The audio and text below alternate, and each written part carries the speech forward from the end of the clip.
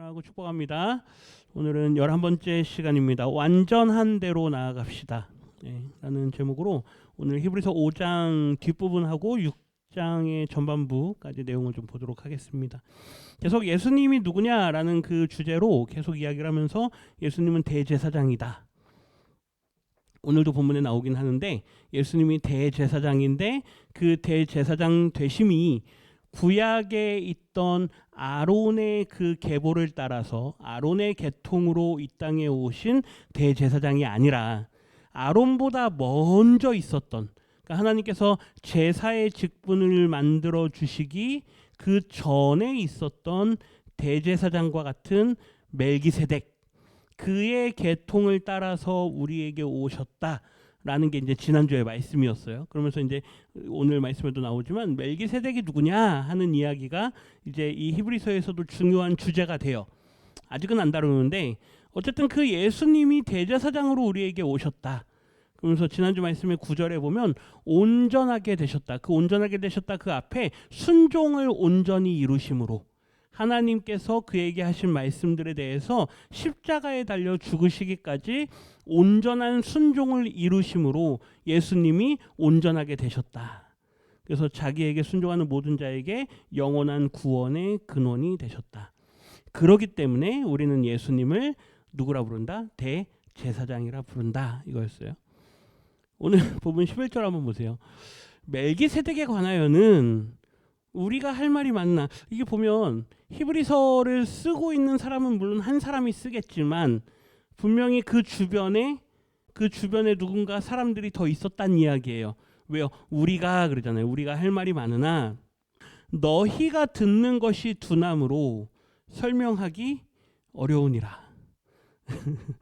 잘못 들으면 이제 굉장히 기분이 나쁠 수가 있습니다. 뭐야, 왜 나한테 무시하는 거야? 그렇죠? 나를 무시하는 거야? 이렇게 들릴 수가 있어요. 멜기세덱에 대해서 한번 말해보려면 얼마든지 할 말이 많은데 아직 너희들이 그 말을 해도 이해를 한다 못한다. 당신들이 이해를 못하니 12절 보세요. 그 이유가 뭐냐? 때가 오래되었으므로 예수님을 안지 꽤 된 것 같아요. 뭐 얼마나 시간이 지났는지 모르겠는데 복음을 전하고 뭐 1년, 2년이 지났는지 아니면 뭐 몇십 년이 지났는지 그건 모르겠는데 때가 오래되었으므로 너희가 마땅히 뭐가 돼야 됩니까? 선생이 돼 있어야 돼요. 교회의 역할 중에 하나가 뭐냐? 굉장히 중요한데요. 교회는 가르치는 곳이에요. 다시요. 교회는 뭐 하는 곳이다? 가르치는 곳이에요. 그래서 우리 한자로도 교회 할 때 그게 가르친다라는 이야기예요. 가르치고 가르침을 받고. 네, 그 모임으로 모인 게 교회인데 오늘날 교회라는 곳이 과연 뭐가 주가 되었는가라는 걸 생각해 보면 조금 우리에게 시사하는 바가 분명히 있어요. 그러니까 어느 순간부터 교회에서요 가르침에 대한 말씀들이 많이 사라졌습니다. 왜요? 너무 세상에서 힘듭니다. 너무 세상에서 힘들어요. 스트레스 많이 받았어요. 그런데 교회 와가지고도 또 어떻게 해요? 똑바로 해야죠. 신앙생활 똑바로 해야죠. 그러니까 사람들이 뭐라 그럽니까? 교회 가면 좀 위로받고 싶고, 교회 가면 좀 나를 좀 이해해주고, 나를 좀 보듬어주고, 나를 좀 이렇게 좀 관용을 베풀어주고 이러면 좋겠는데 교회 목사님은 맨날 뭐라 그럽니까? 맨날 지적만 한다고. 그러면서요 교회가요 가르침이 다 사라졌어요.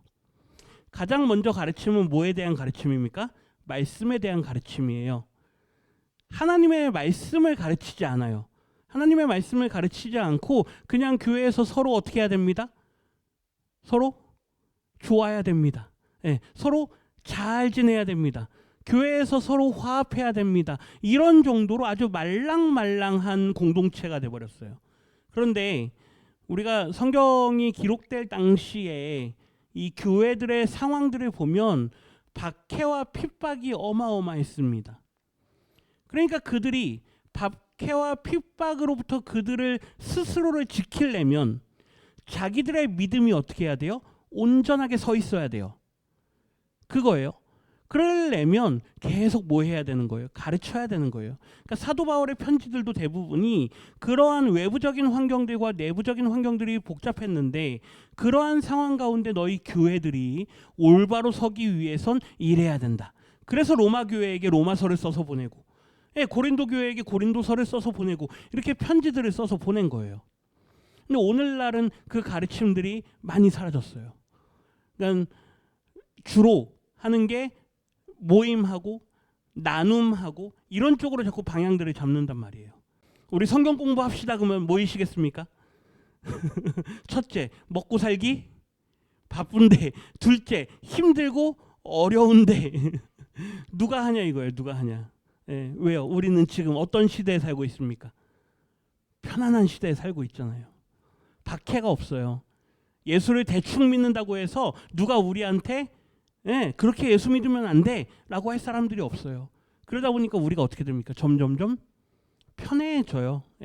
편해져요. 마땅히 가르치는 사람이 돼야 돼요. 저희 성도님들 특히 우리 뭐 직분 있는 분들이라면 이제는 뭐 할 수 있어야 돼요? 가르칠 수 있어야 돼요. 그래서 교회 학교 모두 하고요. 교사도 하고요. 그렇죠? 그 다음에 소그룹으로 서로 복음을 전하고 말씀을 가르칠 수 있어야 돼요. 그런데 보세요.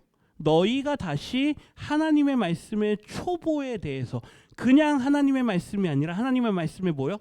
초보, 아주 기초적인 거. 하나님이 세상을 창조하셨습니다. 뭐 이런 거부터 해가지고 아주 기초적인 것들에 대해서 누군가로부터 가르침을 받아야 될 처지가 되었으니 하면서 뭐라고 하는 겁니까? 내 마음이 어떻다? 답답하다. 이거예요. 답답하다. 그렇게 신앙생활을 오래 했으면, 그렇게 예수를 믿었으면 이제 너희들이 이쯤 되면은 복음을 더 많이 전하고 더 열심히 가르쳐야 되지 않겠느냐. 12절 하반절 보세요. 단단한 음식은 못 먹고 여전히 뭐만 달라는 거예요? 부드러운 것만. 그렇죠? 소화시키기 쉬운 것만. 그러니까 어렵다 하는 거는 듣기가 싫단 이야기예요. 내가 소화하기 어려운 거는 도저히 안 넘기려고 그래요. 아이들 키워보시면서 다 아시잖아요. 애들이 씹는 걸 힘들어할 때가 있어요. 야채 같은 거 좀 질긴 거 이런 거는 열심히 씹어야 되잖아요. 근데 애들이 안 하려고 그래요. 그러니까 먹을까요? 안 먹죠. 안 먹어요. 부드러운 것만 먹으려고 그래요. 단단한 음식을 못 먹고 젖이나 먹어야 할 자가 되었다. 그러니까 이 히브리서를 쓰고 있는 이 기자의 마음이 아주 잘 느껴집니다. 교회가 양적으로 성장하는 게 성장이냐 할 때 분명히 이 히브리서 기자의 말하는 건 그게 아니에요. 사람이 많이 몰려들었다 그게 성장이 아니란 이야기입니다. 성장이란 단어를 뒤에서 쓰는데 여기서 히브리서 기자가 원하는 성장은 그들의 믿음의 수준이 어떻게 해요? 올라가는 거예요. 그러니까 오늘날 우리가 교회가 성장했으면 좋겠습니다. 하나님 교회가 성장하게 해주세요. 이렇게 기도할 때 우리가 주로 많이 염두에 두는 건 뭐예요? 양적인 성장을 많이 염두에 두잖아요. 근데 그 성장은 가장 먼저는 우리 개인의 성장이 먼저 돼야 돼요. 우리 개인이 먼저 단단한 음식을 먹을 수 있는 그런 사람이 돼야 된다고요. 보세요. 사람들은 많이 모였어요. 그런데 다 젖먹이와 같은 아이들이라고 생각을 해보세요. 어려운 시험이 교회에 한번 훅 바라봅니다. 그러면 어떻게 될까요? 다 쓰러지지 않을까요? 그렇죠. 근데 만약에 장성한 사람들이 있다고 생각해 보세요. 교회에 어려운 일이 찾아왔어요. 넘어질까요? 안 넘어집니다. 그 이야기를 하는 거죠. 13절 보세요. 이는 젖을 먹는 자마다 어린아이니 그래요. 이 어린아이가 네피오스인데 이 네가 붙는 건 부정어예요. 부정어. 근데 이 피오스라고 돼 있는 게 이게 뭐냐면 그 뭡니까? 에포스예요. 에포스는 말이에요. 말. 그러니까 말을 한다 못한다? 못한다. 그러니까 어린아이 중에서 우리가 말하는 그 아이들 있잖아요. 저희 뭐 이삭이 같은 아이들 그런 아이들이 아니에요. 누구예요? 갓난애기. 젖먹이니까 말 그대로 말도 못할 정도 스스로 걸어 다닐 수도 없는 그냥 말도 못하고 자기 스스로 아무것도 할 수 없는 주는 대로 받아 먹어야만 하는 그 정도의 수준이에요. 어린아이 정도가 아니라고요. 이걸 잘못 이해하시면 안 돼요. 그러니까 우리가 생각하는 조금 미성숙한 정도가 아니고요. 아예 그냥 움직이지도 못하는 그냥 엎었다가 뒤집었다가 뒤집었다 이쁘다 고개 들었다 이쁘다 이 정도의 갓난아기를 말하는 거라고요. 예. 그 정도로 이 히브리서를 받는 성도들의 믿음의 수준이 그 정도로 내려가 있다고요. 그러니까 얼마나 연약한 상태예요. 의의 말씀을 경험하지 못한 자요. 예. 여기 이 경험하지 못했다가 이게 아페이로스, 그러니까 아가 붙는 것도 부정이에요. 이 페이로스라는 게 뭔가 내가 해본 일이 많고 내가 무언가 많이 경험해본 그런 상태를 이야기해요. 근데 경험해보지 못한 사람이에요. 못질 않아, 망치질 하나도 경험이 없어요. 그러니까 어떡합니까? 맨날 튀잖아요. 경험이 없는 사람, 미숙한 사람이에요. 그게. 그러니까 경험이 없는 사람처럼 하나님의 의의 말씀을 한 번도 내가 체험해보지 못했다. 그 말씀이 주는 강력한 힘을 느껴보지 못한 사람, 그러한 사람처럼 왜 그렇게 믿음이 연약한 상태에 머물러 있느냐라고 하는 거예요. 14절 한번 보세요. 같이 읽겠습니다. 단단한 음식은 장성한 자의 것이니 그들은 지각을 사용함으로 연단을 받아 선악을 분별하는 자들이니라. 아멘. 이 장성한 자가 누구냐? 장성한 자는 일단 뭐가 있다? 지각이 있다. 예. 우리말로 하면 생각할 줄 안다 이거예요. 생각할 줄 아는 건 경험으로부터 옵니다. 다시요. 생각할 줄 안다는 건 뭐로부터 온다고요? 경험으로부터 와요.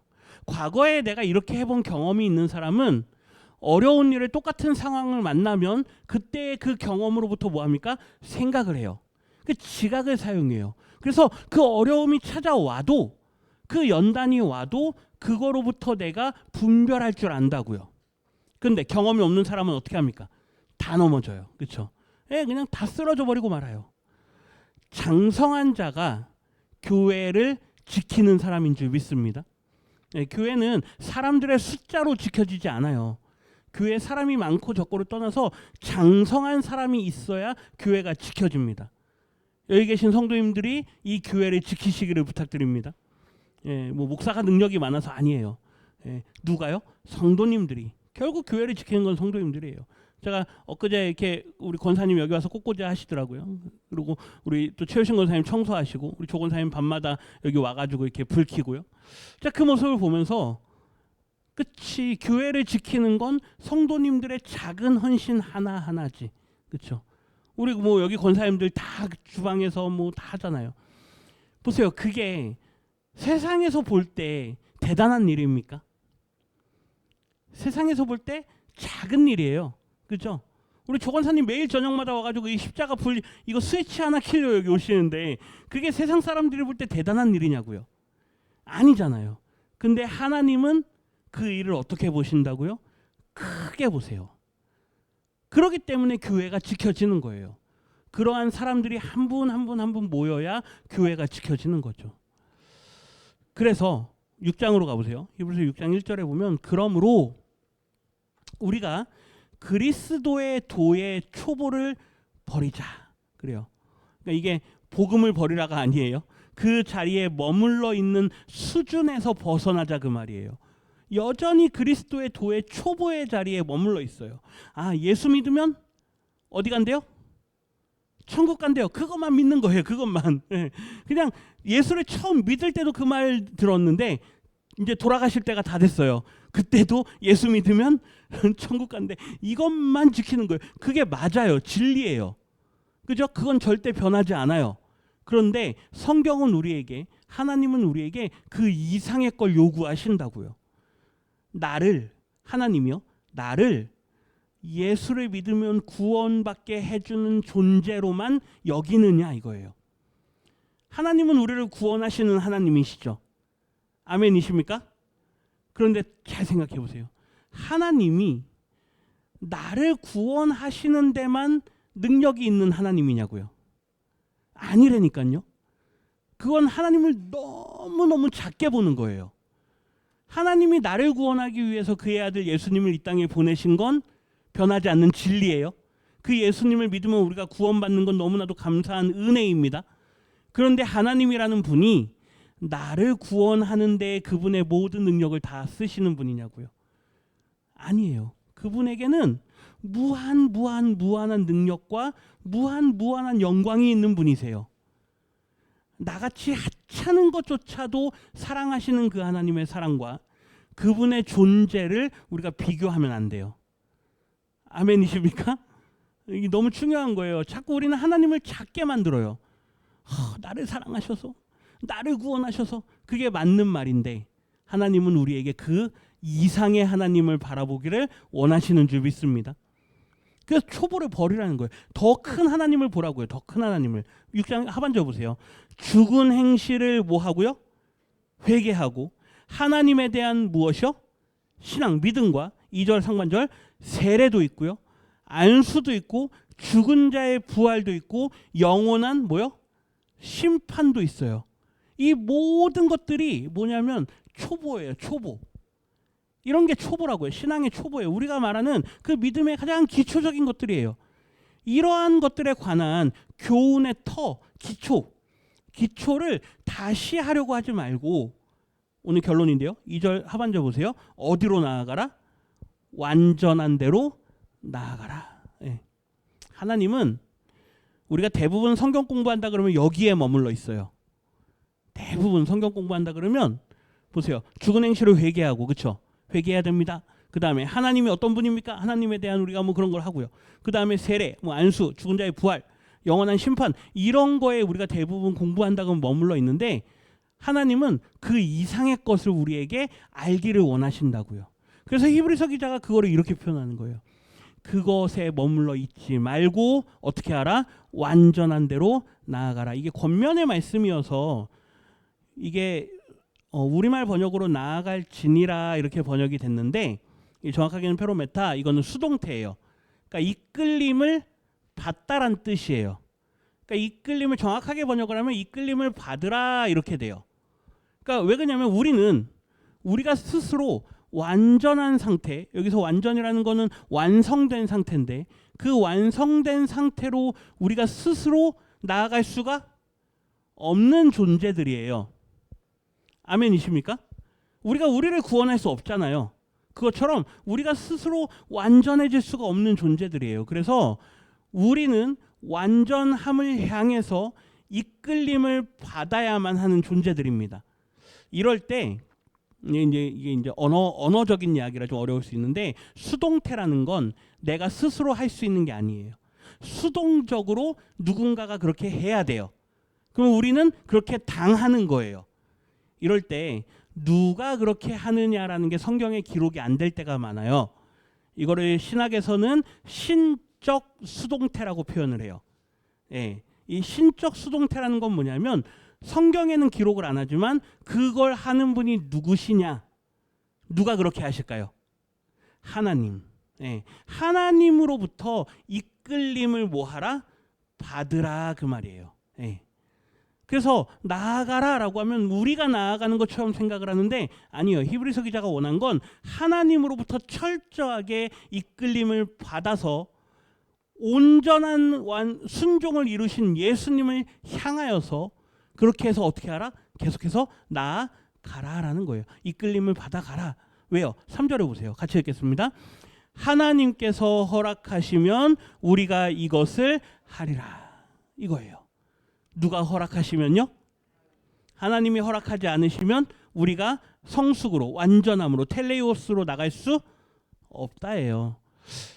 구약에 보면 이스라엘 백성들이 이제 가나안 땅을 향해서 가잖아요. 그때 정탐꾼들을 보내요. 그죠?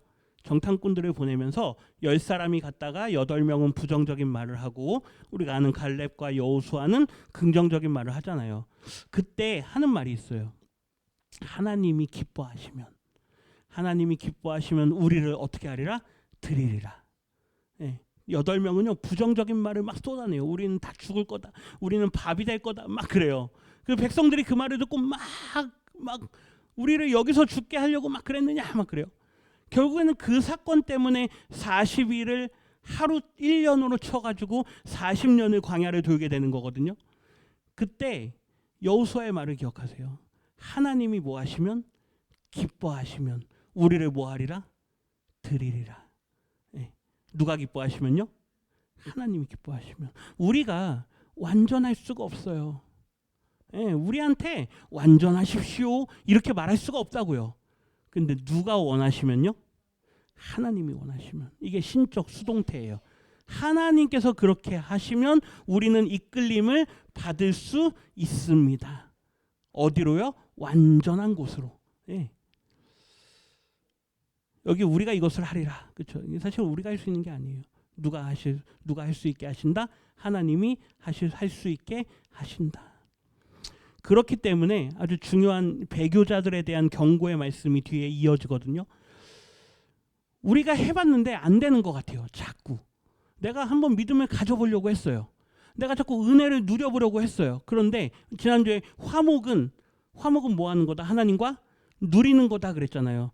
자꾸 누려보려고 했어요. 근데 잘 안 돼요. 안 되니까 사람들이 어떻게 합니까? 에이, 아닌가 보다. 떠나가잖아요. 하나님과 좋은 관계를 누리고 하나님께로부터 이끌림을 받아서 완전을 향해서 막 나아가려고 막 해봤는데 그게 내 힘으로 해보는 거예요. 그런데 안 돼요. 안 돼서 떠나가는 사람들이 있어요. 그들을 향해서 경고해요. 보세요. 4절. 한번 빛을 받고 우리 올해 너희는 세상의 빛이라 그렇죠? 계속 십자가의 빛을 쪼고 창조주의 빛을 쪼고 막 하잖아요. 빛을 받아요. 또 하늘에 은사도 맛보고 어떤 사람들은 방언도 해요. 어떤 사람들은 막 영안이 열려요. 뭐 그런 은사들을 부정하지 않습니다. 하나님께서 주신 은사들이 있어요. 또 성령의 참여한 바가 돼요. 성령의 충만함을 경험해봐요. 막 내 마음이 뜨거워요. 막 뭐 복음을 전하지 않으면 안 될 것 같아요. 만나는 사람들에게 막 예수님을 자랑하고 막 그래야 될 것 같아요. 5절 하나님의 선한 말씀을 막 깨달아줘요. 정말 이 말씀이 놀랍도다. 옛날엔 몰랐는데 성경만 피면 요즘에는 하나님의 말씀이 막 깨달아줘요. 내세의 능력을 맛봐요. 내세가 언제예요? 내세. 현세가 여기예요. 그럼 내세가 어디입니까? 천국이에요. 천국. 맞아요. 하나님 나라의 능력을 막 맛봤어요. 그런데 6절 보세요. 뭐 한 사람들? 그럴 수 있다고요. 이게 이제 신학적인 분명한 논쟁이 있어요. 그러니까 여기 앞에 보세요. 한번 빛을 받고 하늘의 은사를 맛보고 성령에 참여한 자가 되고 하나님의 선한 말씀과 내세의 능력도 맛봤다. 그러면 이 사람들은 믿음이 있는 사람들입니까? 없는 사람들입니까? 믿음이 있는 사람이라고 얘기할 수 있는 거 아니에요? 근데 이게 신학적으로 어떤 논쟁이 있냐면 한 번 예수님을 믿으면 그 믿음이 우리를 구원으로 이끌어 간다라는 게 우리가 고백하는 고백이에요. 그러면 이 사람들은 분명히 믿었던 사람들인데 뒤에 보세요. 타락할 수 있느냐라는 게 질문이에요. 그러니까 구원에서 탈락할 수 있느냐, 이게 이제 한때 뜨거웠던 신학적인 논쟁이거든요. 오늘 여기서 그거 말씀드릴 건 아닌데 중요한 거, 제가 언젠가 그런 비슷한 말씀드린 적 있어요. 첫째, 그들의 믿음이 완전한 믿음, 온전한 믿음이 아니었다라는 게 일단은 전제가 될 수 있어요. 경험은 할 수 있어요. 사람들이 막 부흥회 같은 데서 막 뜨겁잖아요. 막 옆 사람이 막 뜨겁게 기도하면 왠지 나도 막 뜨겁게 기도하다 보면 옆 사람이 막 은혜 받은 것 같으면 왠지 나도 막 눈물이 나는 것 같고 막 그러잖아요. 그런 감정에 취했거나 이런 경험들을 우리가 온전하게 이거다라고 할 수는 없거든요. 그래서 다양하게 해석은 할 수 있는데 어쨌든 뒤에 보세요. 경고예요. 타락한 자들은 다시 새롭게 하여 회개할 수 없다. 이건 아주 무서운 경고예요. 은혜를 경험했는데도 타락해서 복음을 전하는 일에 회방꾼이 되거나, 우리가 성령 회방죄라는 말을 쓰거든요. 그래서 복음의 방해자의 역할을 하게 되면 그들은 다시는 회개할 수 있는 기회가 없다. 아주 강한 어조로 강조해요. 이는 그들이 하나님의 아들을 다시 어떻게 해요? 십자가에 박아서 드러내놓고, 그러니까 우리가 요즘에 많이 했던 말들, 뭐 몇 번 죽이는 거예요? 2번 죽이는 거예요. 예수님을 2번 죽이는 거예요. 그러니까 이게 그냥 단순히 타락했다라는 말이 조금 정확하게는 아마 복음의 해방꾼의 역할을 하는 자들이 될 거예요. 그러니까 그냥 예수님을 믿었다가 시험이 들어가지고 교회에 안 나오는 사람들을 말하는 건 아닌 것 같아요. 뉘앙스상. 왜 그러냐면 예수님을 믿었었는데 완전히 배교해가지고 예수님을 믿는 사람들을 회방하는 사람들 있잖아요. 그러한 역할을 하는 자들을 향해서 말하는 게 분명한 뉘앙스가 드러나요. 예, 다시 십자가에 못 박아 드러내놓고 욕되게 함이라. 7절 보세요. 땅이 그 위에 자주 내리는 비를 흡수하여 노란색만 봅니다. 채소를 내면, 그러니까 비가 내린다라는 건 뭔가가 계속 공급된다는 이야기예요. 뭐 우리가 비를 뭐 은혜로 해석을 할 수도 있어요. 그렇게 하면 뭘 내면은요? 채소를 내면, 그러니까 결과물 열매잖아요. 열매를 내면 누구에게 복을 받고? 하나님께 복을 받고. 그러니까 은혜를 맛보았다 그랬잖아요. 앞에서 계속 은혜를 맛보고 열매를 내놓으면 누구에게 복을 받는다? 하나님께 복을 받는다. 이건 뭐 성경이 우리에게 약속하는 거니까. 그런데 8절, 만일 그 은혜들을 경험했음에도 불구하고 가시와 엉겅퀴를 내면 이건 복음을 해방하는 거예요. 복음의 방해가 되는 거예요. 내면 버림을 당하고 저주함에 가까워져서 그 마지막은 뭐다? 불사름이 될 거다. 그러니까 우리가 기억해야 되는 건 더 무서워요. 뭐가 더 무서울까요? 예수님을 안다고, 그죠? 예수님을 믿었다고 착각하고 신앙생활하는 사람들이 더 무서워요. 내가 다 해봤어. 근데 아무 소용없어. 이런 사람도 있습니까? 없습니까? 그런 사람들이 더 무섭다니까요. 내가 옛날에 교회에서 다 해봤어 그거. 내가 젊었을 때 교회에서 다 해봤다니까. 너 그거 그렇게 열심히 하지 마. 이런 사람들이 얼마나 무서운데요. 나도 막 열심히 해보려고 했는데 은근슬쩍 내 마음이 어떻게 됩니까? 싹 식어져요. 그런 말 들으면 그치 맞아, 내가 괜히 오버하는 거 아니야? 죄송합니다. 내가 괜히 오지랖 떠는 거 아니야? 뭐 이렇게 된다니까요. 모르는 사람은 아예 말을 안 해요.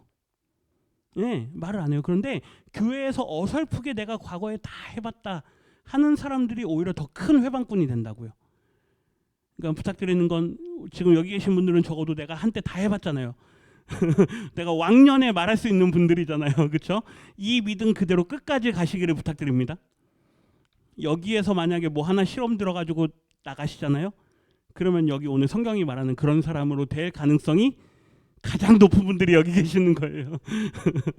열심히 있는 사람들이 한번 뒤집어지면 그 열심이 마치, 보세요, 사울이 엄청난 열심이 있었잖아요. 그는 박해하는 데 열심히 있었잖아요. 근데 그가 뒤집어지잖아요.